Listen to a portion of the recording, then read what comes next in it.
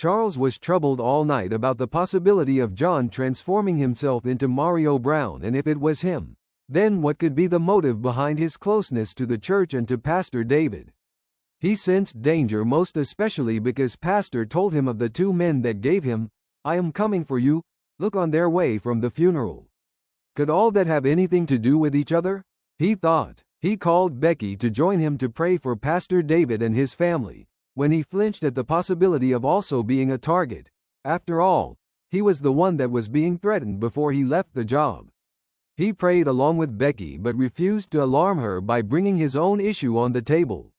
After the prayer, he left for the study and put a call across to Tom Piken.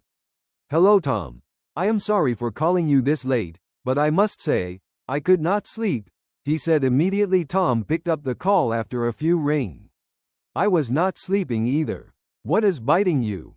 "I am concerned about Pastor David." "What about?" "It's about John Hans, and if for any reason he was the one who is Mario Brown, then I wonder why he is in the church and most importantly getting close to Pastor David. Pastor told me of the various threats he had been receiving."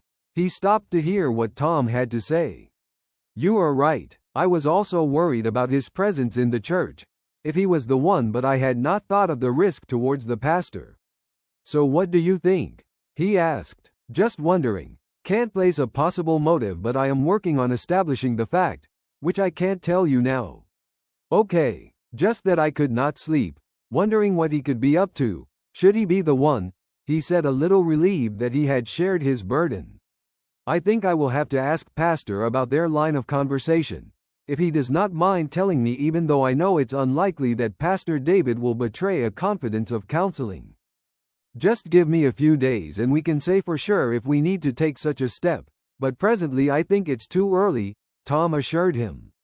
"You know these guys are always ahead, but if you say so, I will wait." "You are the pro," he said, thanking him and replacing the receiver. He was able to catch some sleep before the light of the dawn interrupted him from sleeping further. He was grateful it did, because they were to drop Katrina off at school and head for church, a routine that had become part of their daily lifestyle. Becky had prepared breakfast and was about to wake him up when suddenly she discovered he was already in the bathroom.